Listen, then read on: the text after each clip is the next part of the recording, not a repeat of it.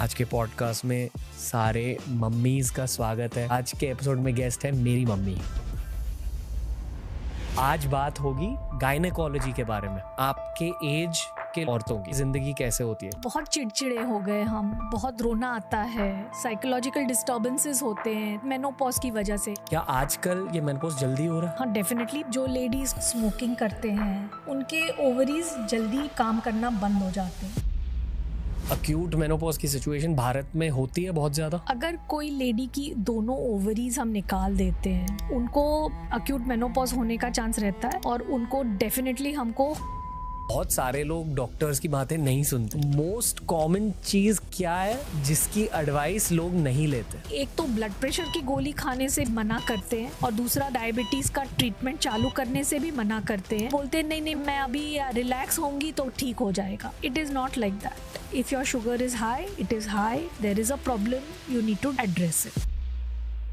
Patients में commonly गलतफहमियां क्या होती है? मैंने देखा है कि पीरियड के टाइम जब पेन होता है और हम बोलते हैं कि आप ये गोली खाओ, तो नहीं, हमको नहीं खानी। ये दवाइयाँ जो हम दे रहे हैं वो 30-35 साल से लेडीज यूज कर रही है दुनिया भर में, और उससे आपका लाइफ इजी हो जाएगा। लेडीज अक्सर सबका ख्याल रखती है लेकिन खुद का ख्याल नहीं रखती है। एक लेडी को जरूरी है कि वो अपना खुद का ख्याल रखे ताकि वो अपने परिवार का भी ख्याल अच्छी तरह से रख सके।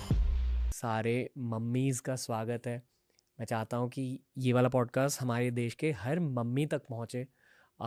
जितने भी लोग हिंदी समझते हैं, उनकी फैमिलीज़ में जितनी भी औरतें हैं, उन तक ये एपिसोड पहुँचे। और मैं ये भी कहना चाहूँगा कि आज के एपिसोड में गेस्ट है मेरी मम्मी। नमस्ते मम्मी। नमस्ते। हमारे नए स्टूडियो में ये हमारा पहला हिंदी पॉडकास्ट है। तो आज बात होगी गायनेकोलॉजी के बारे में। Gynaec problems, gynaec issues, specially जो प्रॉब्लम्स भारत में ज़्यादा पाए जाते हैं, उनकी बातें होंगी। आप एक्साइटेड हो? जी ज़रूर। ओके। कितने सालों से आप गायनेकोलॉजी प्रैक्टिस कर रहे हो? 33 साल हो गए। 33 साल। और एज अ गायनेकोलॉजिस्ट आपकी नॉलेज बढ़ते जाती है। हाँ जी। गायनेकोलॉजी खुद एक बहुत डायनेमिक फील्ड है। हर दिन कुछ नया नया सीखने को मतलब रिसर्च होता है, नई चीज़ें निकल आती है, नई जानकारी मिलती है, तो वो सब बढ़ते ही जाता है आगे। ओके। हम बायोलॉजी के बारे में भी बात करेंगे, कॉमन प्रॉब्लम्स के बारे में भी बात करेंगे, पर मेरे ख्याल से जितने भी गायनेकोलॉजी रिलेटेड इश्यूज होते हैं उनका एक साइकोलॉजिकल और इमोशनल पर्सपेक्टिव भी होता है। जज्बातों की बातें होंगी आज, दिमाग, न्यूरोसाइंस की थोड़ी सी बातें होंगी आज। पर पहले मैं एक रिक्वेस्ट करूंगा सारी मम्मीज़ को कि इस पॉडकास्ट की शुरुआत से पहले इस पूरे नए सेट को आपका आशीर्वाद दे दे, क्योंकि इस पॉडकास्ट के साथ हमारी भी एक नई शुरुआत हो रही है, एक नया फेज स्टार्ट हो रहा है हमारे लिए। और हम चाहते हैं कि ज़्यादा मैच्योर कंटेंट, डीपर कंटेंट और एक इंटरनेशनल लेवल का कंटेंट निकल के आए हमारे भारत से। अब पहले आप आशीर्वाद दें प्लीज़। बहुत बहुत आशीर्वाद, बहुत बहुत शुभकामनाएं। आप हर काम में सफल रहो। ओके। थोड़े मदर सन सवाल भी होंगे आज। जी ज़रूर। हमारे पॉडकास्ट पर एक पीडियाट्रिशियन यानी कि चिल्ड्रंस के डॉक्टर आए थे, डॉक्टर अर्पित गुप्ता, और उस पॉडकास्ट का अंत हुआ था प्री टीन्स में बच्चों के लिए, यानी कि जब बच्चे 13 साल के हो जाते हैं तब वो बच्चे नहीं रहते, तब उन्हें अडल्ट की तरह थोड़ा सा ट्रीट करना चाहिए बायोलॉजिकल पर्सपेक्टिव से। बराबर है। यानी कि डाइट थोड़ा अडल्ट ओरिएंटेड बन जाता है।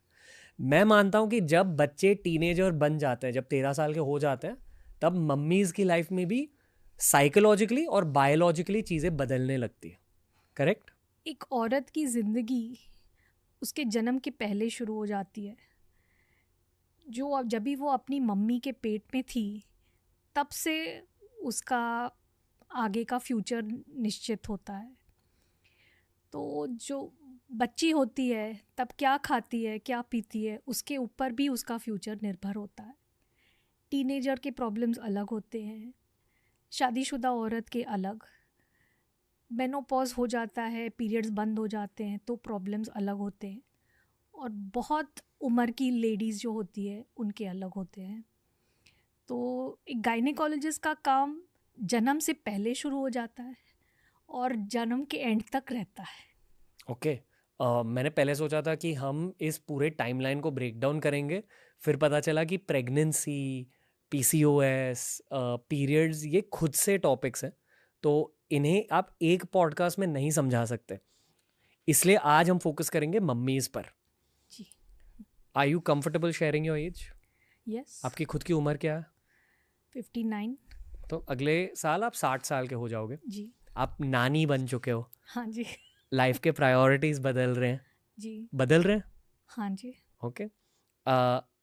What's up in life? आपकी ज़िंदगी कैसी है अब, और आपके एज के लोगों की ज़िंदगी कैसे होती है, स्पेशली औरतों की?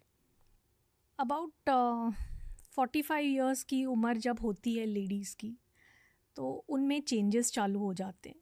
जो हम मेनोपॉज बोलते हैं कि पीरियड्स बंद हो जाना, वो एक दिन का काम नहीं होता। 7.5 साल तक वो चालू रहता है, 7.5-8 साल तक। पहले 2 साल ऐसे होता है कि जो बीज कोश होते हैं, ओवरीज, वो अंडे कम हो जाते हैं उनमें। अंडे कम होने की वजह से जो स्टिमुलेटिंग हार्मोन्स होते हैं, ओवरीज को स्टिमुलेट करने वाले हार्मोन्स होते हैं FSH और LH, वो ज़्यादा प्रमाण में बढ़ जाते हैं। तो जब फॉलिकल स्टिमुलेटिंग हार्मोन, लुटेनाइजिंग हार्मोन, ये 2 हार्मोन्स बढ़ जाते हैं तो ज़्यादा अंडे बनने लगते हैं ओवरीज में।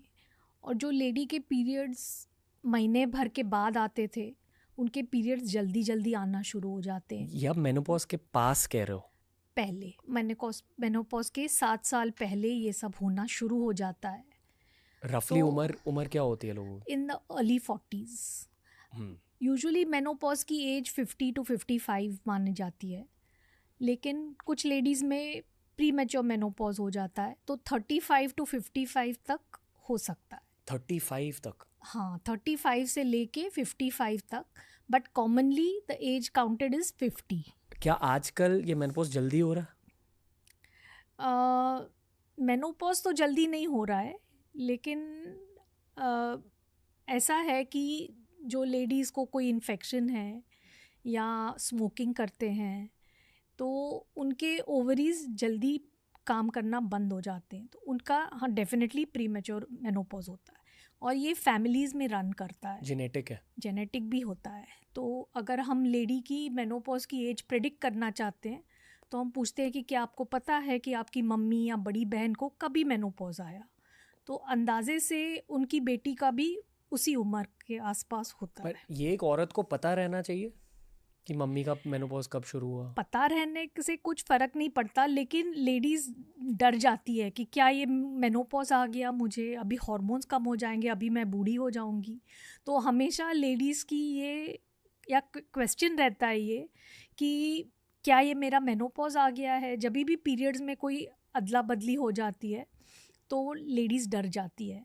तो उनके लिए एक मैं ये बोलती हूँ कि ये आप पता करें कि आपकी मम्मी या बड़ी बहन का मेनोपॉज कभी हुआ।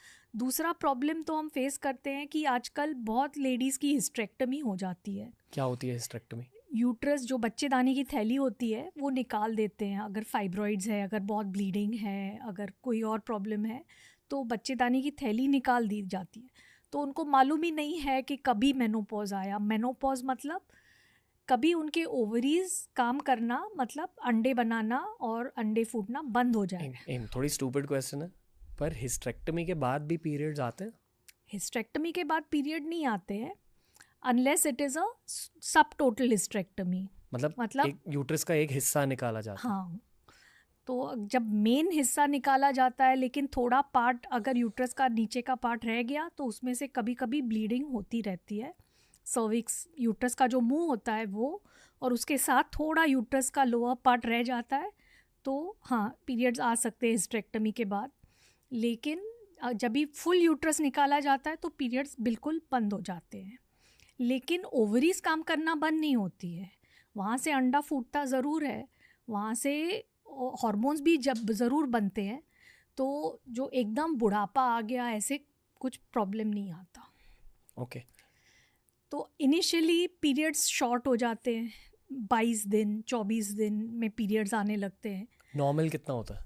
नॉर्मली 28 दिन से 30 दिन तक Okay. में पीरियड आते हैं लेडीज़ के, लेकिन जब भी शॉर्ट साइकिल्स हो गए इसका मतलब थोड़ा उम्र के हिसाब से होता है। और ये आप कह रहे हो कि मेनोपॉज के 7 साल पहले स्टार्ट होता है ये? 6-7 साल पहले चालू हो जाता है, 2-3 साल ऐसे जाते हैं। उसके बाद फिर जब भी बहुत कम हो जाते हैं अंडे तो लेट हो जाते हैं पीरियड्स, एक आध अंडा फूटता है, कभी नहीं फूटता है। उसके बाद फिर बहुत रेयर होके फिर बंद हो जाते पीरियड्स आना, जब भी अंडे बचते नहीं हैं ओवरीज में तो बंद हो जाता है पीरियड्स आना। तो प्रॉब्लम ये आता है कि लेडीज़ का खून कम हो जाता है क्योंकि बार बार ब्लीडिंग होती है, खून कम होने से इन्फेक्शंस होते हैं, फिर टाइम से लेडीज़ के यहाँ फाइब्रॉइड्स होते हैं। तो दूसरी सब चीज़ें देखनी चाहिए कि थायराइड है क्या, दूसरा कोई प्रॉब्लम है क्या, अंदर यूट्रस के अंदर गांठ है क्या जिसको हम पॉलिप बोलते हैं, जिसकी वजह से ज़्यादा ब्लीडिंग हो रहा है। तो ये सब चीज़ें अगर हम ट्रीट करें तो लेडीज़ का मेनोपॉज जो होता है टाइम वो इजी हो जाता है, उनको ब्लीडिंग की प्रॉब्लम, ब्लीडिंग पीरियड के टाइम का पेन, ये सब नहीं होता। और जब भी नेचुरली आने वाला है मेनोपॉज तो आ जाता है। ओके, एक मिनट थोड़ा सा पॉज करेंगे, फिर आगे बढ़ेंगे बायोलॉजिकल डिस्कशन में। मैं पहले ये पूछना चाहूँगा कि एक स्त्री की असलियत क्या होती है बुढ़ापे से रिलेटेड? आपने कहा कि आपके पेशेंट्स कहते हैं कि वो बुढ़ापे से डरते हैं जब ये मेनोपॉज की शुरुआत होती है, तो साइकोलॉजिकली और इमोशनली ये समझाइए, और ये भी बताइए हमारे व्यूअर्स को, स्पेशली जो मम्मीज़ या जो थोड़े यंगर मम्मीज़ ये पॉडकास्ट देख रहे हैं, जो अभी डर रहे हैं ये सब सुन के, उन्हें आप क्या पहले कहना चाहोगे? यही कि सिर्फ ओवरीज फीमेल हार्मोन ईस्ट्रोजन बनाते हैं ऐसे नहीं है, थोड़ा सा ईस्ट्रोजन मेनोपॉज के बाद भी ओवरीज बनाते रहते हैं। एक और ग्लैंड है एड्रिनल ग्लैंड, वो भी ईस्ट्रोजन बनाता है। ईस्ट्रोजन क्या होता है? ईस्ट्रोजन होता है फीमेल हार्मोन जिसकी वजह से स्किन ठीक रहती है, बाल ठीक रहते हैं, अंदर की चमड़ी ज़रा मोटी रहती है तो झुर्रियाँ नहीं आती, हर्निया या प्रोलैप्स जो बोलते हैं वो सब होने का चांस कम रहता है, कोलेजन ठीक रहता है, तुम्हारा ब्लड प्रेशर ठीक रहता है।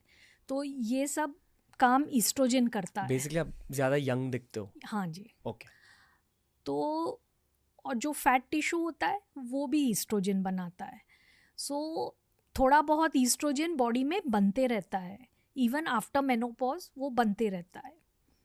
उसके बाद there are things called phytoestrogens, plant ईस्ट्रोजन्स।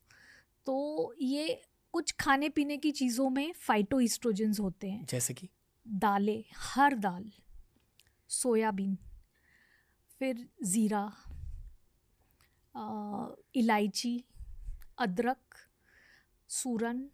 सो ये चीज़ों में पाए जाते तो हैं। आप पेशेंट्स को इन चीज़ों को हाँ, डाइट में मैं इंक्लूड करने को कहते हो? डेफिनेटली बोलती हूँ कि ये चीज़ें जितनी आप खा सको उतनी ज़रूर खाएं, सो दैट प्लांट ईस्ट्रोजन्स मिले आपको, फाइटो ईस्ट्रोजन्स मिले, जिसकी वजह से आपका estrogen, it's like estrogen replacement therapy, थोड़ा बहुत ईस्ट्रोजन होता है बॉडी में तो overall women feels young. Okay, और ये आप 33 साल के एक्सपीरियंस के बाद कह रहे हो? पढ़ने के बाद कह रहे हैं। ओके। एक इमोशनल पर्सपेक्टिव से भी बताइए, क्या आपके सामने कोई पेशेंट बहुत ज़्यादा इमोशनल हो चुकी है इसे ले? हाँ, पेशेंट्स आते हैं ये बोल के कि बहुत चिड़चिड़े हो गए हम, बहुत रोना आता है, साइकोलॉजिकल डिस्टर्बेंसेस होते हैं। तो शायद ये मेनोपॉज की वजह से, या फिर उनकी फैमिलीज़ ले आते कि सारा दिन गुस्सा होते रहती है, चिड़चिड़ करती रहती है।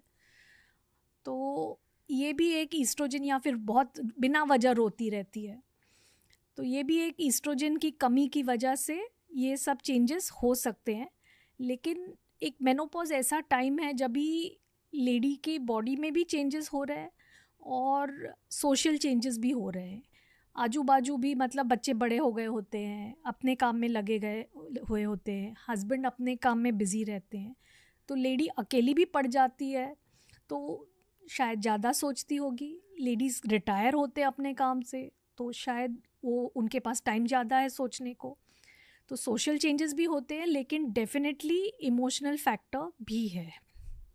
बेटों को, लड़कों को क्या जानना चाहिए यहाँ अपनी मम्मियों के बारे में?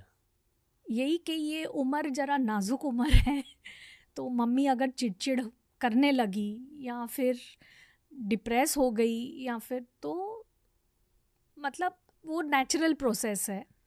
और थोड़ा दूसरी चीज़ों की तरफ भी ध्यान देना चाहिए। मम्मी को डॉक्टर के पास ज़रूर ले जाएं, उनको दूसरी कोई डेफिशिएंसी है या नहीं, थायराइड है, डायबिटीज़ है, विटामिन डी डेफिशिएंसी है, ये सब डेफिशिएंसीज रूल आउट होनी चाहिए।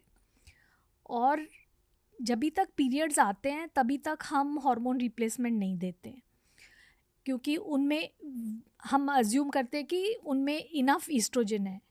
जब पीरियड्स पूरे बंद हो जाते हैं और हमें लगे कि बहुत उनमें इफ़ेक्ट है मेनोपॉज का, उसको अक्यूट मेनोपॉजल सिंड्रोम बोलते हैं। अक्यूट मेनोपॉजल सिंड्रोम में हॉट फ्लैशेस होते हैं, बिना वजह गर्मी लगने लगती है, फिर ट्रेम्युलसनेस, एक बिना वजह मतलब उंगलियां कांपने लगती है, एंजाइटी, डिप्रेशन, ये सब होता है, डरना और चिड़चिड़ापन, नींद नहीं आना। तो ये सब मेनोपॉज के लक्षण हैं। ये अक्यूट मेनोपॉज की सिचुएशन भारत में होती है बहुत ज़्यादा? अगर कोई लेडी की दोनों ओवरीज हम निकाल देते हैं, दोनों बच्चा अंडाकोश निकाल देते हैं, तो उनको ज़रूर अक्यूट मेनोपॉजल सिम्टम्स होते हैं। पर निकालने क्यों पड़ते हैं ओवरीज? अगर कैंसर है, अगर कोई बहुत इन्फेक्शन है या ऐसा कुछ है, तो हमको निकालना पड़ता है। ओके। तो अगर वो निकाल दे तो हाँ, उनको अक्यूट मेनोपॉज होने का चांस रहता है। और उनको डेफिनेटली हमको हार्मोन रिप्लेसमेंट थेरेपी, मतलब ईस्ट्रोजन, प्रोजेस्टेरोन वगैरह देना पड़ता है। इंजेक्शन से? नहीं, गोलियों से। ओके। और इंडियन विमेन में ये कम देखते हैं हम, क्योंकि इतनी दालें खाते हैं हम लोग, तो हमारे खाने में फाइटोइस्ट्रोजेंस काफ़ी ज़्यादा प्रमाण में होते हैं। तो इंडियन विमेन में ये इतना नहीं देखते हैं, लेकिन हाँ, होता है। ओके। ये जितने भी फूड्स आपने नेम करे, सूरन, जीरा, दाल, ये बेसिकली इंडियन सब्जी के इंग्रेडिएंट्स है यस। ना? मतलब इंडियन डाइट औरतों तो के सेहत के लिए बहुत फ़ायदेमंद है। वेस्टर्न कंट्रीज में भी है, there are foods there also. Chinese में भी है, herbal medicine and all. Soya तो चाइनीज़ खाते ही हैं। तो in all cultures there are, वहाँ कुछ चीज़ें हैं जो खाने में मिलती है, ओके। जो फाइटोइस्ट्रोजन का काम करते हैं। आप इंडियन पर्सपेक्टिव से बता हाँ रहे जी। हो। ओके। आगे बढ़ने से पहले थोड़ा और बात करना चाहूँगा इंडियन डाइट्स के बारे में। मैंने आप कहा कि हाँ, सब्ज़ी में जो जीरा यूज़ होता है वगैरह वगैरह, दाल हम खाते हैं, उससे आपके सेहत को फ़ायदे मिलेंगे। पर दुनिया भर के डाइटिशियंस, स्पेशली भारत के डाइटिशियंस, ये मानते हैं कि भारत में प्रोटीन इंटेक बहुत कम रहता है, अलग अलग रीजंस की वजह से। आजकल लोग ये जानने लगे। प्रोटीन आपको मिलता है नॉनवेज से, और वेज सोर्सेज की बात की जाए तो पनीर, टोफू, दूध, दाल, छोले, काले चने, राजमा, मीन्स लेंटिल्स जो बोलते हैं, हर तरह की दाल, आखी या छिलके वाली। बेसिक लॉजिक देखो, हम इस पॉडकास्ट में डाइट के बारे में ज़्यादा बात नहीं कर सकते। एक बहुत क्रेजी पॉडकास्ट हमने क्रिएट किया है सुमन अग्रवाल मैम के साथ, वो जाके देखिए। वो उस वेट लॉस के एस्पेक्ट भी कवर्ड है वहाँ पर। यहाँ अगर हम गायनेकोलॉजी की बात करें, और एक और बात मैं बोलना चाहूँगी कि मेनोपॉज के बाद कैल्शियम की भी ज़रूरत होती है, प्रोटीन की भी ज़रूरत होती है, कैल्शियम की भी ज़रूरत होती है, जो आपको दूध से मिलता है। तो दूध और मिल्क प्रोडक्ट्स ये ज़रूर लेने चाहिए। ये सुमन अग्रवाल मैम ने भी कहा, जो हमारे देश की एक टॉप डाइटिशियन है। ओके। पर आपने खुद के एक्सपीरियंस में ये देखा है कि भारतीय औरतों में प्रोटीन इंटेक थोड़ा सा कम रहता है जी। तो एज अ डॉक्टर आप क्या कहते हो उन्हें? यही कि ही पनीर खाओ? नहीं, हम प्रोटीन इंटेक बढ़ाने को ज़रूर कहते हैं कि अगर वेजिटेरियन है कोई तो दालें खाओ, दूध और मिल्क प्रोडक्ट्स ये सब ज़रूर लेना चाहिए। So and exercise along with diet, also exercise. और वो भी मेनोपॉजल विमेन को थोड़ा रेजिस्टेंस वाले एक्सरसाइजेस करने चाहिए, मतलब वेट्स, लाइट वेट्स उठाने चाहिए। कोई भी एक्सरसाइज करते हो तो रेजिस्टेंस एक्सरसाइजेस करना ज़रूरी है, क्योंकि उससे मसल स्ट्रॉन्ग रहते हैं। यानी कि रेजिस्टेंस ट्रेनिंग जिससे ताकत बढ़े। हाँ, मसल स्ट्रॉन्ग रहते हैं तो हड्डियों जॉइंट्स में तकलीफ नहीं आती। तो नी जॉइंट्स वगैरह का बहुत प्रॉब्लम रहता है इंडिया में। तो अगर तुम्हारे मसल स्ट्रॉन्ग है तो जॉइंट्स भी स्ट्रॉन्ग रहते हैं, अच्छे रहते हैं।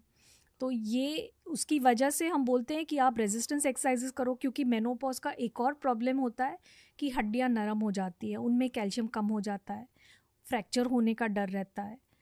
तो उसके लिए 2 चीज़, विटामिन डी खाओ, कैल्शियम खाओ और एक्सरसाइज करो, वो भी रेजिस्टेंस एक्सरसाइजेस, दूध पियो। सो ऑल दिस, ये सब से बोन्स स्ट्रॉन्ग रहते हैं।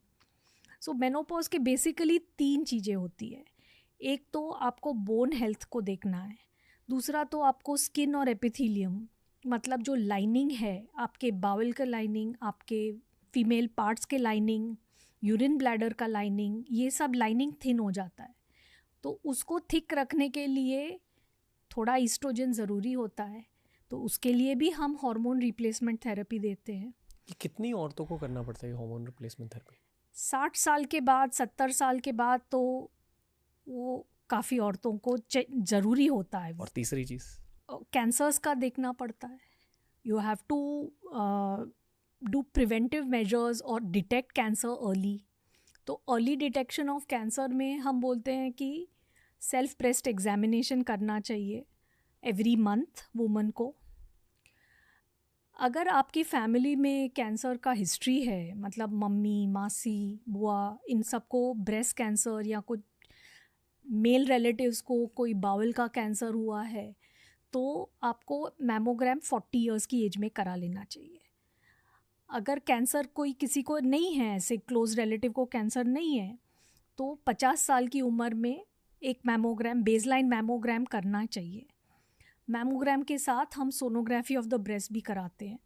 तो ये दोनों मिला के अगर कोई अर्ली कैंसर है वो दिख जाता है। पर मेनोपॉज की वजह से कैंसर कैसे हो जाता है?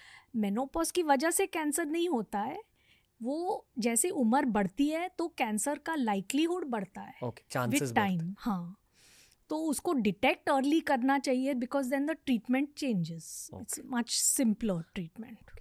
ये जो भी आपने कहा कि टेस्ट होते हैं जो हर स्त्री खुद पे ही कर सकती है, वो टेस्ट? मैमोग्राम तो रेडियोलॉजिस्ट के पास होता है। उसके बाद सेल्फ ब्रेस्ट एग्ज़ाम तो लेडी को खुद करना चाहिए। शीशे के सामने खड़ा रह के हाथ ऊपर करो और देखो कि किधर भी स्किन ऐसा पिंच्ड हो है, या नारंगी के जो स्किन होती है उसके जैसा, उसको हम पोद ऑरेंज स्किन बोलते हैं, सब चिटकी हुई स्किन लगती है, या फिर निप्पल से कोई डिस्चार्ज है, या निप्पल टेढ़ी मेढ़ी हो गई है, तो ज़रूर डॉक्टर के पास जाएं और चेकअप कराएं।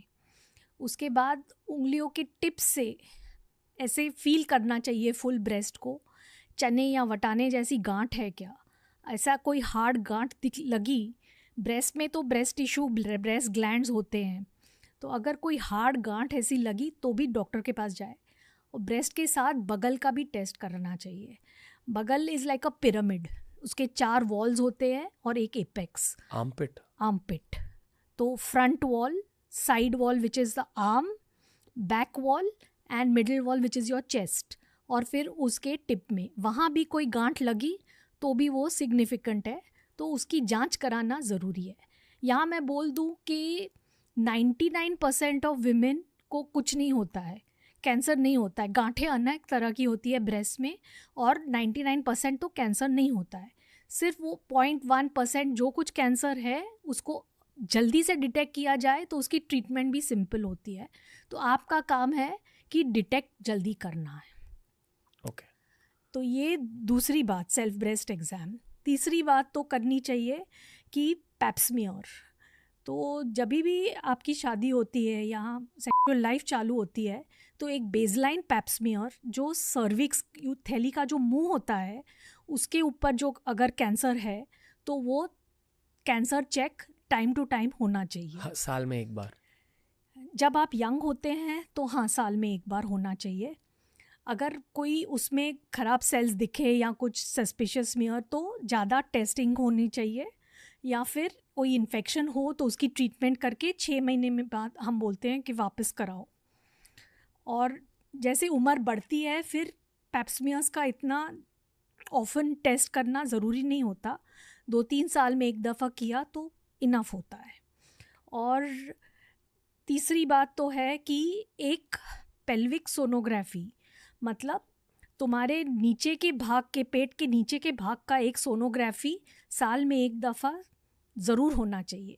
क्योंकि अगर यूट्रस का कैंसर बढ़ रहा है या ओवरीज़ का कैंसर बढ़ रहा है तो वो पता नहीं चलता है, क्योंकि पीरियड्स बंद हो गए होते हैं। तो अगर वो बढ़ रहा है तो सोनोग्राफी पे तुरंत दिख जाता है। तो साल में एक दफ़ा सोनोग्राफी करना ज़रूरी है। सो ये कैंसर्स ऑफ विमेन हो गया। आई फील कि मर्दों की बॉडी बहुत बेसिक होती है, पर क्योंकि एक औरत की बॉडी से बच्चा निकल सकता है, वो सिस्टम ही अलग होता है और उस सिस्टम का ख्याल रखना एक अलग स्किल सेट ही है। मेन को भी कैंसर्स हो सकते हैं, प्रोस्टेट के एंड ऑल, पर तो उनको भी चेकअप करना ज़रूरी हो। हमें हर महीने पीरियड्स का सामना नहीं करना पड़ता। हाँ ठीक है। और फाइनल बात जो एक लेडी को करनी चाहिए उसको हम बोलते हैं केगल्स एक्सरसाइजेस। तो जो नीचे एक पेल्विस में एक ऐसा मसल होता है, एक टोप के जैसा, वो मसल मतलब जब भी आप स्टूल पास करते हो, यूरिन पास करते हो, पेशाब करते हो, तो वो मसल कॉन्ट्रैक्ट करके वो काम में आता है। डिलीवरी के टाइम भी वही मसल काम में आता है। तो वो दोनों है, वॉलंटरी मसल भी है, अपने आप भी आप उसको कॉन्ट्रैक्ट कर सकते हो, एंड इनवॉलंटरी भी है। तो जब भी आप बैठे हो, टीवी देख रहे हो, गाड़ी में घूम रहे हो, सब्जी काट रहे हो, कोई ब्रेन का काम नहीं कर रहे हो, दिमाग का काम नहीं कर रहे हो, तो वो मसल को अंदर खींचे, मतलब टॉयलेट की जगह को अंदर खींच ले और 15 तक गिनो, फिर उसको रिलैक्स करो, फिर करो, फिर रिलैक्स करो। ये हम बोलते हैं प्रेगनेंसी में ही शुरू कर दो, और लाइफ लॉन्ग ये केगल्स एक्सरसाइजेस जितना तुमसे हो सके उतने करते रहो।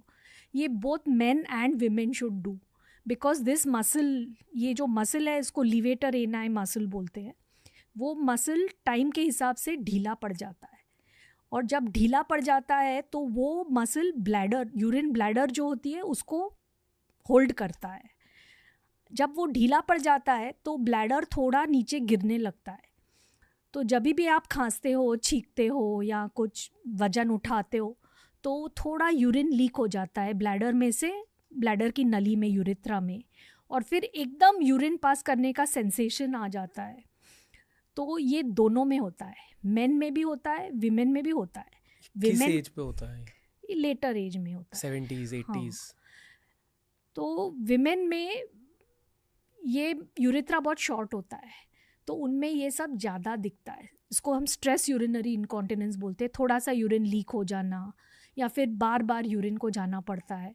तो ये केगल्स एक्सरसाइजेस करने से ये मसल स्ट्रॉन्ग रहता है और ये यूरिनरी इनकॉन्टिनेंस वगैरह नहीं होता। और एक बात जो होती है कि कोलेजन कम हो जाता है। कोलेजन कम होता है, कोलेजन वो तुम्हारा सपोर्टिंग टिश्यू है जो सब हर ऑर्गन को अपनी जगह पे रखता है। जैसे बिल्डिंग में ईंट होते हैं, हाँ, उसी तरह बिल्कुल आपके वैसे, बिल्कुल स्किन टिश्यू में, ईंट बोन से टिश्यू ज़्यादा में। वो स्टील के जो स्ट्रक्चर्स होते हैं जो हर एक चीज़ को होल्ड अप करते हैं, वो कोलेजन, और वो अगर कम हो गया तो सब ढीलापन आ जाता है। तो इसके लिए वो अगर आप मसल्स को टाइट रखो तो वो टाइम रिलेटेड कोलेजन लॉस से जो हर्निएशन होता है, सब यूट्रस नीचे गिरने लगता है, उसको प्रोलैप्स बोलते हैं, यूरिन ब्लैडर नीचे गिरने लगता है, रेक्टम बाहर आने लगता है, तो ये सब वही रुक जाता है अगर आप वो मसल को एक्सरसाइज करते रहो। तो हम केगल्स एक्सरसाइजेस भी ज़रूर बोलते हैं। हर किसी को करना चाहिए। Okay.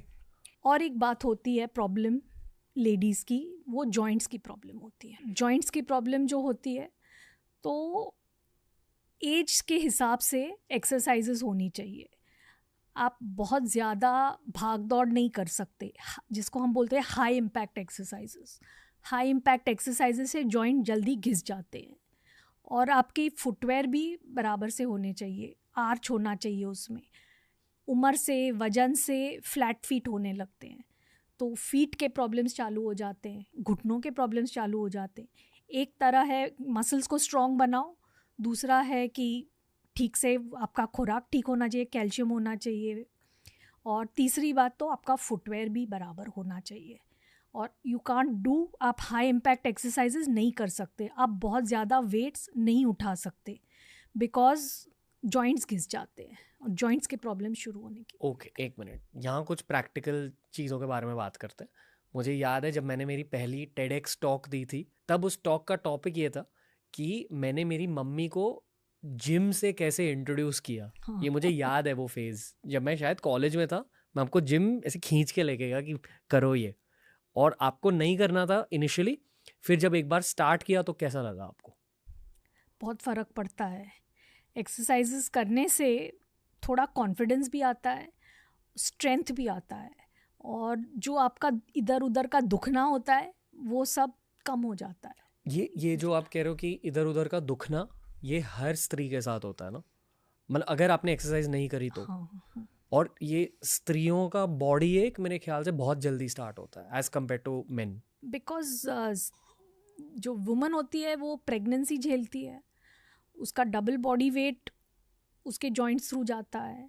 So because of that, and also testosterone से मसल बढ़ते हैं, whereas women don't have such high levels of testosterone. So that is why anyway उनके मसल्स जरा वीक ही होते हैं, कम होते हैं स्ट्रॉन्ग। ओके, मैं ये भी मानता हूँ कि आपकी बॉडी की ताकत एक पॉइंट के बाद आपकी मन की ताकत भी बन जाती है। वो जो आपने कहा, बिल्कुल बिल्कुल कि कॉन्फिडेंस आ जाता है। कॉन्फिडेंस आता है। ओके, जो मेनोपॉज में देखते हैं कि डरते रहते हैं लेडीज, हर एक चीज़ का उनको डर लगता है, एंजाइटी लगता है, वो भी थोड़ा बहुत रिवर्स हो जाता है when they are confident exercise and all. Okay, आप अपने सारे पेशेंट्स को एक्सरसाइज करने को कहते हो? हाँ, but exercise that is age appropriate and weight appropriate. अपनी उम्र के हिसाब से, अपने वजन के हिसाब से, अपने ओवरऑल फिटनेस के हिसाब से एक्सरसाइज करो। ये नहीं कि आज शुरू कर दिया, बहुत हैवी एक्सरसाइज कर लिया तो फिर कुछ परमानेंट डैमेज होने की फिक्र रहती है। और फ्लेक्सिबिलिटी भी इम्पॉर्टेंट होती है, तो उसके लिए योगा ठीक है, लेकिन कार्डियो भी उतना ही इम्पॉर्टेंट होता है for keeping your weight down. Okay, इसे और ज़्यादा ब्रेक डाउन करते हैं क्योंकि ये एक बहुत ज़रूरी और प्रैक्टिकल चीज़ है। आप पिछले 15 सालों से वेट ट्रेनिंग कर रहे हो, अच्छा लग रहा है बॉडी को? बहुत फ़र्क पड़ता है। उसके पहले जो भी आप कर रहे थे एक्सरसाइज, मेरे ख्याल से आप सिर्फ कार्डियो करते थे। हाँ जी। स्विमिंग करते थे ना हाँ तब? जी। वो भी ठीक है, हार्ट हेल्थ, सर्कुलेटरी हेल्थ के लिए अच्छा है, स्किन के लिए अच्छा होता है कार्डियो, पर स्ट्रेंथ ट्रेनिंग बहुत ज़रूरी है। हाँ जी। मर्दों के लिए और औरतों के लिए भी। हाँ जी। ओके, अभी प्रैक्टिकल रियलिटी ये है कि भारत में बहुत सारी लड़कियां जिम नहीं जाती जी। अलग अलग रीजंस की वजह से। जी। मेरी पहली सजेशन ये होती है कि अगर हो सके तो जिम जाया करो, और इनिशियली पहले के 3-4 महीनों में ट्रेनर ले लो, अच्छा वाला ट्रेनर ले लो जिनका थोड़ा एक्सपीरियंस ज़्यादा है जी। ताकि आपको हेल्प हो जाए। बराबर। पर अगर लोग ट्रेनर को अफोर्ड नहीं कर सकते, मैं ये मानता हूँ कि 3-4 बहुत बढ़िया और बड़े यूट्यूब फिटनेस चैनल्स फॉलो करने चाहिए, वहाँ से आप बहुत कुछ सीख सकते हो। बराबर। ओके, अगर कोई जिम भी नहीं जा सकता, वेट्स भी नहीं उठा सकता, मैं मानता हूँ कि फ्री बॉडी एक्सरसाइजेस घर पे ही करनी चाहिए एटलीस्ट। जी। ठीक है, पुशअप, हो सके तो पुल अप, एक्टिव रहना चाहिए, मतलब हिलते रहना चाहिए। एक पुल अप बार और 2 डंबल्स के साथ आप बहुत कुछ कर सकते हो अगर आपने फ्री बॉडी एक्सरसाइजेस भी इंक्लूड किए।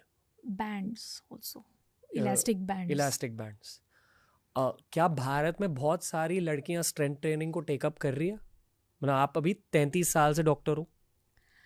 अभी शहरों में तो बहुत है, मुझे मालूम नहीं है कि स्मॉल टाउन्स या गांव में ऐसा हो, लेकिन जो गांव की लेडीज़ है वो वैसे भी घर के काम में बहुत एक्सरसाइज पा लेती है। उनका तो वैसे रोज़ का काम में, रोज़मर्रा की ज़िंदगी में ही उनकी बहुत एक्सरसाइज हो जाती है। अगर कोई खेती भी करने जा रहा है तो वो भी एक्सरसाइज होती है। इवन झाड़ू लगाया, कटका लगाया, उसमें भी पोछा। तो पोछा लगाया उसमें भी तो एक्सरसाइज हो जाती है। फिर ऊपर से कोई डब्बा निकाला, हर एक चीज में एक्सरसाइज होती है। बेसिकली बॉडी को एक्टिव रखना है हाँ जी, ओल्ड एज तक, हाँ जी, बुढ़ापे तक, जी। और उससे हार्मोनल फायदे भी मिलेंगे, ताकत के फायदे भी मिलेंगे। ताकत के फायदे मिले हैं, जॉइंट्स के फायदे मिलते हैं। ओके, थोड़ा सा और बात करेंगे। फ्लेक्सिबिलिटी ऑटोमेटिकली उम्र के साथ कम होते जाती है। स्ट्रेचिंग करना, योगा करना, मोबिलिटी एक्सरसाइजेस करना बहुत ज़रूरी है। बिल्कुल। मैंने एक चीज़ हाल ही में सीखी है, ये मेरे फिजियोथेरेपिस्ट से मैंने सीखा है। पहले तो मैं मानता हूँ कि अगर आप अफोर्ड कर सकते हो, साल में 3-4 बार मिनिमम आपको एक अच्छे फिजियोथेरेपिस्ट के पास जाने की बहुत ज़रूरत होती है आज के ज़माने में। पोस्चर के करेक्शन के लिए, थोड़े बहुत मूवमेंट के करेक्शन के लिए, और बस रेगुलर चेकअप्स के लिए। बहुत सारे लोग फिजियोथेरेपिस्ट को अफोर्ड नहीं कर सकते। उनके लिए अगेन पोस्चरल करेक्शन वीडियोस देखो यूट्यूब पर। और एक की चीज़ मैंने सीखी है खुद के फिजियोथेरेपिस्ट से कि कोर स्ट्रेंथ बहुत ज़रूरी होती है। मतलब यहाँ आपके दिल के रीजन से थोड़ा नीचे, रिब्स के अंदर, और यहाँ तक ऑलमोस्ट आपके थाइस तक, इसे आपका कोर कहते हैं। और स्पोर्ट्स में मेनली आपका कोर यूज़ होता है, पर रोज़मर्रा की ज़िंदगी में भी अगर आपका कोर ताकतवर है तो आपकी इंजरीज कम हो जाते हैं। मिनिमम तो कोर स्ट्रेंथ डेवलप करनी चाहिए, और इसके लिए आपको इक्विपमेंट नहीं चाहिए, आप घर पे भी रह के कर सकते हो।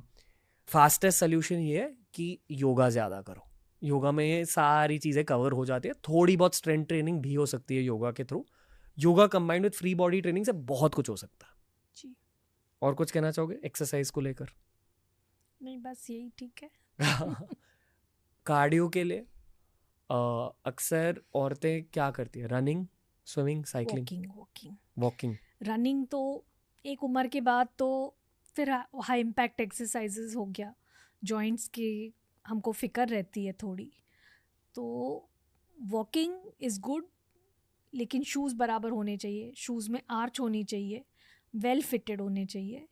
और हम बोलते हैं कि थोड़ी सी अगर धूप में चल सको तो बेटर है। तो विटामिन डी निर्माण होता है चमड़ी में, और विटामिन डी इम्पॉर्टेंट होता है कैल्शियम को आंतड़े से एब्जॉर्ब करने के लिए। कैल्शियम अगर एब्जॉर्ब हुआ तो हड्डियाँ मजबूत रहती है। तो इसके लिए थोड़ा सा धूप में, कच्ची धूप में चलो। ओके। मैं एक और बात बताना चाहूँगी कि बैलेंस के एक्सरसाइजेस करने चाहिए। ओल्डर पीपल को उनका बैलेंस छूट जाता है और इसकी वजह से गिरते हैं तो फ्रैक्चर हो जाता है। तो इसके लिए अपना बैलेंस अच्छा रखने के लिए स्पेशल एक्सरसाइजेस होते हैं, जैसे एक पाँव पे खड़े रहना या पाँव आगे पीछे घुमाना, एक पाँव को आगे करके आगे पीछे घुमाना।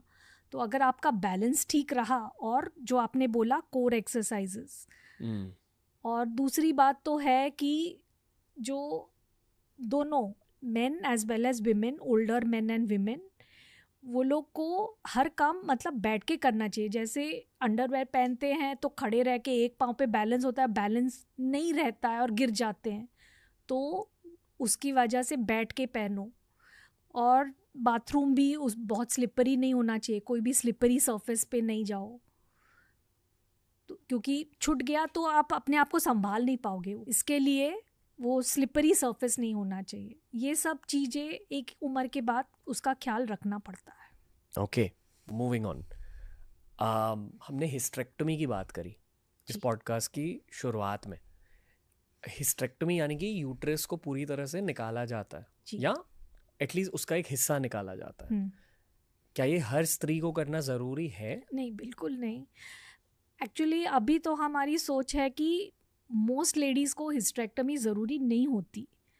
तो अगर हार्मोनल प्रॉब्लम हो जिसकी वजह से ब्लीडिंग ज़्यादा हो रही है, या कोई डेफिशिएंसी है जिसकी वजह से ब्लीडिंग ज़्यादा हो रही है, तो वो प्रॉब्लम को टैकल करो, ना कि यूट्रस ही निकाल दो।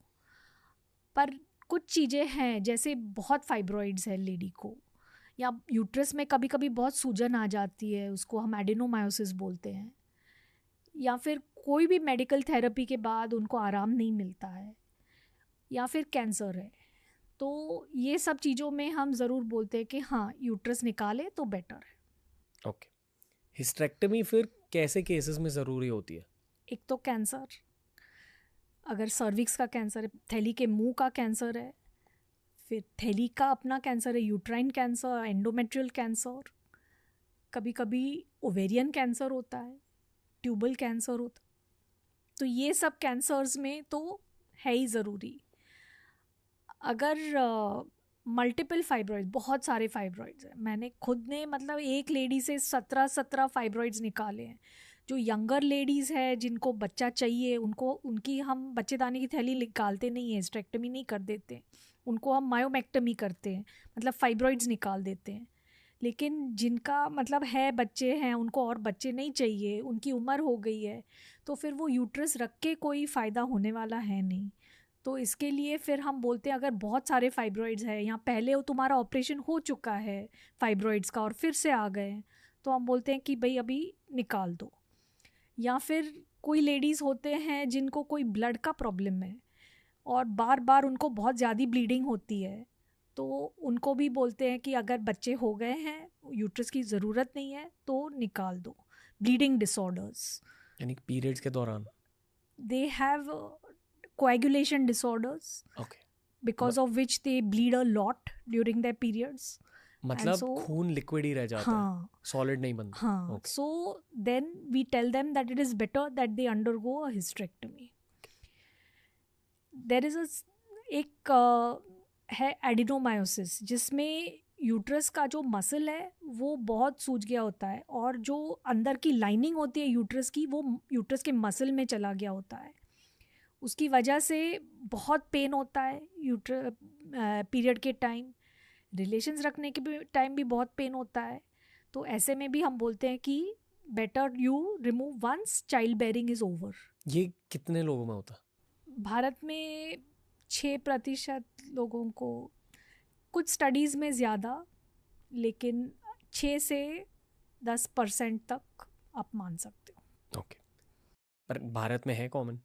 हाँ, बहुत ज़्यादा नहीं, बहुत ज़्यादा नहीं बोल सकते, लेकिन मैं तो IVF इनफर्टिलिटी की डॉक्टर हूँ, तो इनफर्टिलिटी में ज़्यादा हम देखते हैं, एंडोमेट्रियोसिस, एडिनोमायोसिस, ये हम ज़्यादा देखते हैं। जिन औरतों को बच्चे हो जाते हैं ईजिली एंड ऑल दैट, उनमें इतना नहीं होता है। ओके। एक और बात ऑब्जर्व की है मैंने कि उम्र के हिसाब से कभी कभी डायबिटीज़ जैसे हो जाता है, शुगर्स चढ़ने लगते हैं, थायराइड लेटर एज में आता है। तो हमेशा लेडीज़ क्या करते थे, वेरी रेजिस्टेंट, कि नहीं हमने तो कभी आज एक गोली नहीं खाई किसी चीज़ की वजह से, या हमें तो कोई शुगर का प्रॉब्लम है ही नहीं, एक बार शुरू करूँ तो उम्र भर मेरे को खानी पड़ेगी। तो ये डायबिटीज़, थायराइड और विटामिन डी लेवल्स, ये सब चेक करना ही चाहिए, और क्योंकि ये लेटर उम्र में आने वाली चीज़ें कभी कभी होती हैं। तो अगर ये है तो उसका ट्रीटमेंट ज़रूर लेना चाहिए, क्योंकि नहीं लेंगे तो और कॉम्प्लिकेशंस होंगे। पर लोग क्यों नहीं लेते? उनको लगता है कि अगर मैंने एक बार चालू कर दिया तो उम्र भर मेरे को चिटक जाएगा ये डायबिटीज़। ये नहीं सोचते हैं कि ऑलरेडी हो चुका है, और अगर नहीं लेंगे तो डायबिटीज़ के अपने कॉम्प्लिकेशंस हैं। वो कहते हैं कि मैं डाइट कंट्रोल करके, मैं एक्सरसाइज करके ठीक हो जाऊंगी, तो थोड़ा बहुत फ़र्क पड़ता है डाइट कंट्रोल से और एक्सरसाइज से, लेकिन एक हद के बाद फिर ट्रीटमेंट लेना ज़रूरी हो जाता है। ओके, ये जो आप कह रहे हो कि अक्सर भारत में बहुत सारे लोग डॉक्टर्स की बातें नहीं सुनते, बिल्कुल राय लेने के बाद बातें नहीं सुनते, जी, या अलग अलग डॉक्टर्स के पास जाते हैं, 4-5 लोगों से राय लेते हैं। ये मुझे पता है कि डॉक्टर्स को ये बात अच्छी नहीं लगती, क्योंकि फिर एक इंसान की ट्रीटमेंट प्रोसीजर दूसरे इंसान के ट्रीटमेंट प्रोसीजर के साथ मिक्स हो सकती है। जी, करेक्ट? गायनेकोलॉजी प्रॉब्लम्स और मेनोपॉज को ध्यान में रखा जाए तो मोस्ट कॉमन चीज़ क्या है जिसकी एडवाइस लोग नहीं लेते आपके एक्सपीरियंस के थ्रू? यूजुअली जब भी एक लेडी डॉक्टर के पास जाती है कोई प्रॉब्लम लेके, तो वो एक तो ऐसे ही डॉक्टर के पास जाएगी जिससे पहले वो गई है, जिसके ऊपर उसको फेथ है, और फिर वो जो डॉक्टर बोलते हैं वो यूजुअली तो करते हैं। ओके। अगर कोई नया डॉक्टर हो या कुछ तो वो मना करते हैं। लेकिन मैंने देखा है कि एक तो ब्लड प्रेशर की गोली खाने से बहुत मतलब लेडीज़ मना करते हैं, और दूसरा तो डायबिटीज़ का ट्रीटमेंट चालू करने से भी मना करते हैं। ब्लड प्रेशर का गोली बोलते हैं, नहीं नहीं मैं बहुत स्ट्रेस में थी तो मेरा ब्लड प्रेशर चढ़ गया और मैं अभी रिलैक्स होंगी तो ठीक हो जाएगा। और डायबिटीज़ का भी वही बोलते हैं, मैं थोड़ा ज़्यादा शुगर हो गया, गणपति थे या दिवाली थी तो ज़्यादा मिठाई खा ली, अभी ठीक हो जाएगा। तो it is not like that. If your sugar is high, it is high, there is a problem, you need to address it. So ये मैंने 2 चीज़ें देखी है जहाँ लेडीज़ फॉलो नहीं करती हमारा एडवाइस। यंगर एज में मैंने देखा है कि पीरियड के टाइम जब पेन होता है और हम बोलते हैं कि आप ये गोली खाओ, तो नहीं हमको नहीं खानी, हमको मतलब ये गोलियों से हम खाते ही नहीं हैं, हम तो बस होम्योपैथी ही लेंगे, ऐसे भी होते हैं पेशेंट्स। तो आप क्या कहते हो फिर? तो मैंने बोलते आप होम्योपैथी लो, लेकिन उससे फ़र्क नहीं पड़ा तो मेरी दवाई भी ले लो। ओके। मतलब ये दवाइयाँ जो हम दे रहे हैं वो 30-35 साल से लेडीज़ यूज़ कर रही है दुनिया भर में, और उससे साइड इफ़ेक्ट्स कम होते हैं, लेकिन आपका मतलब आपका लाइफ इजी हो जाएगा। और एक और गलत फहमी है लेडीज़ की कि जो मेंस्ट्रुअल ब्लड है वो गंदा ब्लड है, वो निकल गया तो हमारा वज़न कम रहेगा और हम तंदुरुस्त रहेंगे, लेकिन वो भी नॉर्मल ब्लड है। जो गिर रहा है मेंसेस में वो भी अच्छा ब्लड है, और अगर ज़्यादा गया खून तो आप एनीमिक हो जाओगे, खून की कमी हो जाएगी। आप खून की कमी होने की वजह से बार बार इन्फेक्शंस होते हैं, पीरियड्स और भी डिले हो जाते हैं, ओव्यूलेशन नहीं होता है, इरेगुलर हो जाते हैं और ब्लीडिंग होती है, ये सब प्रॉब्लम्स चालू हो जाएंगे। ओके। एंग्जाइटी और मेंटल हेल्थ इश्यूज़ की भी बात करते हैं इसी एज ग्रुप के लिए। ये जो आपने कहा कि पैनिक अटैक्स होते हैं, हाथ कांपने लगते हैं, डिप्रेशन हो जाती है बहुत सारे लोगों को। मेरा मानना ये है कि हर किसी को साइकोलॉजिस्ट के पास लाइफ में 1-2 बार जाना ही चाहिए, एंड आइडियली हर 3 महीनों में 1 बार जाना ही चाहिए। अगर आप खुश भी हो तो भी अगर एक अच्छा साइकोलॉजिस्ट मिल गया, आपकी ग्रोथ के लिए बहुत हेल्प हो जाती है एट एनी एज। ये मैं दिल से मानता हूँ। तो इसके अलावा क्या आपके एक्सपीरियंस के थ्रू आपने क्या सीखा है? अगर बहुत सीरियस है ये कंडीशन, मतलब बहुत ज़्यादा एंग्जाइटी अटैक्स होते हैं या बहुत ज़्यादा डिप्रेशन या बहुत इमोशनल, मतलब बहुत चिड़चिड़ी है, तो हम ज़रूर हार्मोन रिप्लेसमेंट थेरेपी देते हैं। थोड़ी देर के लिए उनको ईस्ट्रोजन या प्रोजेस्ट्रॉन या दोनों या टिबोलोन जैसे मेडिसिन आते हैं वो देते हैं, to tide over that acute time, जब भी मैक्सिमम चेंजेस हो रहे हैं तभी ये सब देखा जाता है। तो फिर वो after a few years it settles down. तो वो एक्यूट फेज़ में भी कभी कभी हमको देना पड़ता है, बट मेनली मैंने देखा है कि hormone replacement therapy very aged ladies को देना पड़ता है, जिनके बहुत कम हो गया है, उनका यूरिन ब्लैडर की चमड़ी बहुत पतली हो गई है, उनकी वजाइना की चमड़ी भी बहुत पतली हो गई है, बार बार उनको यूरिन इन्फेक्शन होता है, बार बार वजाइनल इन्फेक्शन होता है, एक ठीक करो तो दूसरा चालू हो जाता है, दूसरा ठीक करो तो एक चालू हो जाता है। तो उनको हमको हार्मोन रिप्लेसमेंट थेरेपी दे के उसकी चमड़ी को मोटा करना पड़ता है। ये कितनी महंगी होती है ये थेरेपी? ये नहीं, कुछ नहीं, it's not so costly.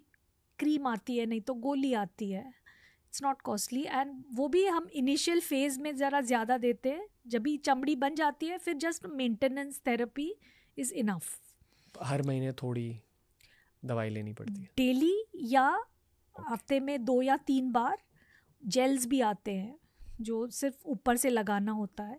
So there are various ways of giving hormone replacement therapy, and little is required to, इसको हम जेनाइटो यूरिनरी सिंड्रोम बोलते हैं, कि यूरिन का इन्फेक्शन होना, वजाइना के इन्फेक्शंस होना बार बार, तो वो थोड़ा देते हैं तो patients feel much better. Okay. रफली 500 रुपये से कम खर्चा है एक महीने का इसमें?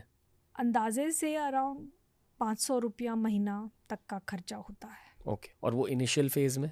वही इनिशियल फेज़ में 500, उसके बाद कम। उसके बाद कम। ओके। अफोर्डेबल ट्रीटमेंट है जी। जितनी भारतीय औरतें एक्चुअली एक हाई क्वालिटी गायनेक को अफोर्ड नहीं कर सकती, उनके लिए कुछ जनरल एडवाइस है? देखो, मैं टीनेजर्स की बात नहीं कर रहा हूँ, प्रेगनेंसी की बात नहीं कर रहा हूँ, यहाँ middle age and old age की बातें कर रहा हूँ। यही जो मैंने बोला कि सेल्फ ब्रेस्ट एग्ज़ाम, मैमोग्राम, वो तो मैमोग्राम तो अभी गवर्नमेंट हॉस्पिटल्स में भी हो जाता है, 50 साल की उम्र में आप कराएं। और हर 3 या 4 साल के बाद कराएं। अगर कोई प्रॉब्लम फाइंड हुआ कि कोई उधर गांठ है या कुछ ब्रेस्ट में, तो हर साल बोलते हैं हम। उसके बाद पेप्समियर कराएं। फिर साल में एक दफ़ा सोनोग्राफी, जो हर गवर्नमेंट हॉस्पिटल में भी सोनोग्राफी मशीन होते हैं, तो एक रूटीन चेकअप जैसा बनाना ही चाहिए। ये फ्री में सब कुछ हो जाता है भारत में? गवर्नमेंट हॉस्पिटल्स में होता है, ऑलमोस्ट फ्री। आपके घर के पास एक गवर्नमेंट हॉस्पिटल ढूंढना चाहिए। हम्म, वेटिंग लाइन लंबी होती है इसकी? हाँ जी होती है, लेकिन फिर भी कराना चाहिए, ज़रूरी है ये। ओके, साल में एक बार एटलीस्ट? हाँ जी। ओके। और दूसरी बात तो है कि आपका खुराक ठीक होना चाहिए। फिर सप्लीमेंट, विटामिन का, कैल्शियम का गोली ज़रूर खाना चाहिए। वो भी कम कॉस्ट में गवर्नमेंट हॉस्पिटल्स में मिल जाता है। तो कैल्शियम का गोली और विटामिन्स का गोली ज़रूर खाएं। एक्सरसाइज करके एक्टिव रहें। और ब्लड टेस्ट भी साल में एक दफ़ा कराना चाहिए। शुगर है क्या, खून कमी है क्या, ये सब चीज़ों का पता होना चाहिए। थायराइड का लेवल, ये सब साल में एक दफ़ा तो करना चाहिए। ओके, आई थिंक हम पॉडकास्ट के अंत तक पहुंच चुके हैं। क्या ये एक ज़रूरी कॉन्वर्सेशन थी? बिल्कुल ज़रूरी थी, क्योंकि मैंने देखा है कि लेडीज़ अक्सर सबका ख्याल रखती है, अपने परिवार का, अपने बच्चों का, अपने पति का, अपने सास ससुर का, मम्मी पापा का, लेकिन खुद का ख्याल नहीं रखती है। तो एक लेडी को ज़रूरी है कि वो अपना खुद का ख्याल रखे, ताकि वो अपने परिवार का भी ख्याल अच्छी तरह से रख सके। मैं मम्मियों को ये कहना चाहूँगा कि टेंशन मत लो, 2024 है इस साल का नाम, और अब विज्ञान बहुत एडवांस हो चुका है। पॉडकास्ट से आपको फ्री ऑफ कॉस्ट नॉलेज भी मिलती है, तो डरे मत रहो। कुछ भी टेंशन है, बस उस टेंशन को यूट्यूब सर्च बार में टाइप आउट कर दो, स्पेस TRS। उस टेंशन का सल्यूशन है हमारे पास, एटलीस्ट नॉलेज के थ्रू। अपनी डॉक्टर की बातें सुनो, गवर्नमेंट हॉस्पिटल में जाओ, चेक्स कराओ। और एक और बहुत ज़रूरी टिप है आपके लिए, गलत फहमियों से दूर रहो। इसलिए आपके लिए मम्मी, एक आखिरी सवाल है। इस एज ग्रुप में जहाँ हम मेनोपॉज की बातें कर रहे हैं, मिडिल एज की बातें कर रहे हैं, कुछ कुछ गलत फहमियाँ शेयर कीजिए जो पेशेंट्स में कॉमनली होती हैं। लेडीज़ शर्माती है, अगर उनको ब्लीडिंग है, अगर उनको डिस्चार्ज है, तो वो शर्माती है बोलने को, और किसी को बताती नहीं, चुपचाप सहन करती जाती है। जब तक वो जो बीमारी है वो बहुत फैल चुकी होती है, वो बहुत बढ़ जाती है, फिर वो बोलते हैं सबको। तो आजकल जल्द से जल्द अगर हम पकड़ें बीमारी, तो उसको जड़ से निकाल सकते हैं। तो इसके लिए शर्म करना छोड़ दो। कुछ भी आपको लगे कि ये ठीक नहीं है, मेरी तबीयत ठीक नहीं है, तो ज़रूर अपने परिवार वालों को बोलो, डॉक्टर तक जाओ और अपनी जांच करा लो। ओके, और कुछ कहना चाहोगे? डॉक्टर्स भी TRS देखते हैं, यूट्यूब देखते हैं, वहाँ से हमको भी बहुत जानकारी मिलती है, बहुत कुछ सीखने को मिलता है। तो आप देखें और अपना ख्याल रखें। ओके, और कोई एंडिंग मैसेज, इमोशनल, पॉजिटिव, सारे लिसनर्स के लिए? 21st सेंचुरी है, ऐसी बहुत कम बीमारियां हैं जिसका इलाज नहीं है। तो you are living in the best age, scientific age. Okay, बस डॉक्टर की बातें सुनो, that's all. Thank you doctor Swati Alawadiya. ये था हमारे नए स्पेस में पहला हिंदी पॉडकास्ट।